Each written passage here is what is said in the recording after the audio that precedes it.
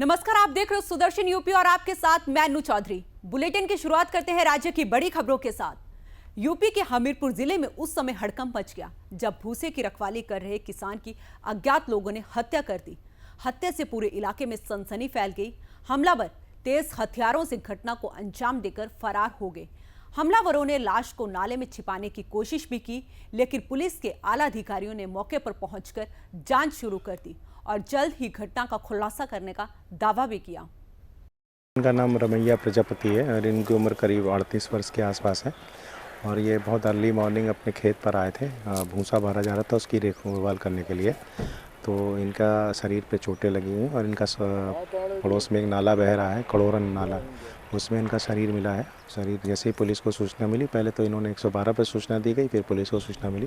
तत्काल पुलिस ने मौके पर पहुंच के सबको कब्जे में ले लिया है। इसका पंचनामा करा के पोस्टमार्टम हेतु भेजा है। अभी तहरीर प्राप्त नहीं हुई है, लेकिन प्रथम दृष्टया ऐसा प्रतीत हो रहा है कि इनकी शरीर पर चोटें पहुँचाकर किसी ने हत्या की है। और वहीं सहारनपुर के रामपुर मनिहारन में घरेलू विवाद के चलते पति ने अपनी पत्नी की धारदार हथियार से गर्दन काटकर निर्मम हत्या कर दी। आरोपी घटना को अंजाम देकर फरार होने के बजाय घर में ही बैठा रहा। इसी दौरान पुलिस वहां पर पहुंची और आरोपी को गिरफ्तार कर लिया।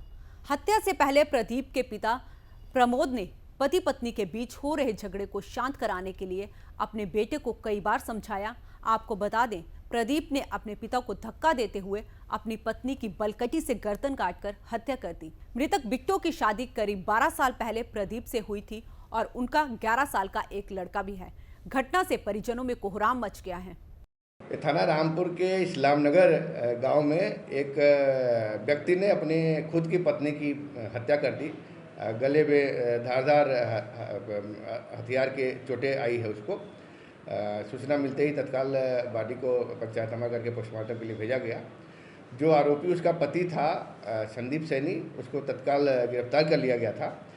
पूछताछ में पता लगा कि ये कुछ मानसिक रूप से बीमार है, इसका इलाज भी चल रहा है और किसी बात को लेकर इसका पत्नी से विवाद हुआ और उसी में गुस्से में आकर इसने उसकी हत्या कर दी थी। और वहीं फिरोजाबाद जनपद में कोरोना का कहर लगातार बढ़ता जा रहा है। जिले में एक दिन में 80 से ज्यादा नए केस सामने आए हैं। वहीं एक मरीज की इलाज के दौरान मौत हो गई है। राहत भरी खबर यह है कि 23 मरीजों को अस्पताल से डिस्चार्ज भी किया गया है। जिले में अब 575 एक्टिव केस हैं। वहीं पुलिस के चालान काटने के बाद भी लोग लापरवाही दिखा रहे हैं। जिलाधिकारी चंद्र विजय सिंह ने यूपी में 35 घंटों के कोरोना कर्फ्यू के दौरान लगाए गए प्रतिबंधों के संबंध में सभी को बताया कि रविवार को औद्योगिक इकाइयों को चलाने की छूट मिलेगी। इसके साथ ही कोविड-19 की प्रोटोकॉल को देखते हुए जरूरी सेवाओं से जुड़े लोगों को भी आने जाने की अनुमति होगी। साथ ही डीएम ने कहा, शनिवार और रविवार को शादी समारोह में बंद स्थानों में 50 व्यक्तियों और खुले स्थानों पर 100 व्यक्तियों का प्रतिबंध लागू रहेगा। डीएम ने बताया कि एनडीए की परीक्षा और अन्य परीक्षा के परीक्षार्थियों और उम्मीदवारों का आईडी कार्ड पास के तौर पर मान्य होगा। वहीं पब्लिक ट्रांसपोर्ट में 50% क्षमता के साथ चलेंगे और साथ ही कथा और अंतिम संस्कार के दौरान भी अधिकतम 20 लोग ही शामिल होंगे। और वहीं पीएम मोदी के संसदीय क्षेत्र वाराणसी में इन दिनों बदमाशों के हौसले बुलंद नजर आ रहे हैं। लगातार एक के बाद हत्या और डकैती से पुलिस के काम पर सवालिया निशान खड़ा हो रहा है। जहां एक तरफ लॉकडाउन होने के बाद पूरा पुलिस महकमा रोड पर खड़ा है, तो वहीं दूसरी तरफ लबे रोड 2 अज्ञात स्कूटी सवार बदमाशों के द्वारा 2 व्यवसायियों को गोली मारी गई।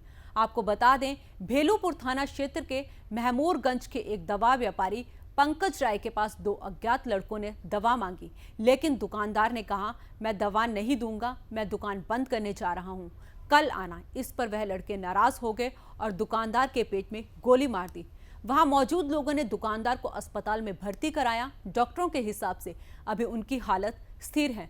मौके पर पहुंचे डीसीपी काशी अमित वर्मा ने बताया कि बदमाशों को पकड़ने के लिए टीम लगा दी गई है और जल्द ही इसका खुलासा कर दिया जाएगा। और वहीं बुलंदशहर के छतारी थाना क्षेत्र के गांव चौडेरा में आम के बाग में एक युवक का शव पेड़ से लटकता मिला। घटना की जानकारी से पूरे इलाके में हड़कंप मच गया। घटनास्थल पर पहुंची पुलिस ने फॉरेंसिक टीम को मौके पर बुलाया। पुलिस ने शव को पोस्टमार्टम के लिए भेजकर आगे की कार्रवाई में जुट गई है। ग्रामीणों ने मृतक की पहचान चौडेरा नगला बंजारा निवासी विक्की पुत्र गीतम सिंह के रूप में की है। बताया जा रहा है कि विक्की के खिलाफ 5 अप्रैल को गांव के एक व्यक्ति ने अपनी बेटी के अपहरण की रिपोर्ट दर्ज कराई थी, जिसके बाद पुलिस ने 11 अप्रैल को विक्की और युवती को बरामद कर लिया था। विक्की के परिजनों की माने तो तभी से विक्की पुलिस की हिरासत में था और वहीं परिजनों ने आरोप लगाया है कि पुलिस के सांठगांठ से विक्की की हत्या की गई है। एक युवक ने आम के बाग में फांसी लगाकर आत्महत्या कर ली है। वहाँ पे मौके पे थाना प्रभारी, सीओ और एसपीआरए वहाँ मौके पे पहुँच गए हैं। वहाँ पे फॉरेंसिक टीम भी पहुँच गई। फिलहाल के लिए इस बुलेटिन में इतना ही। राज्य से जुड़ी तमाम खबरों के लिए आप देखते रहें सुदर्शन यूपी। जय हिंद।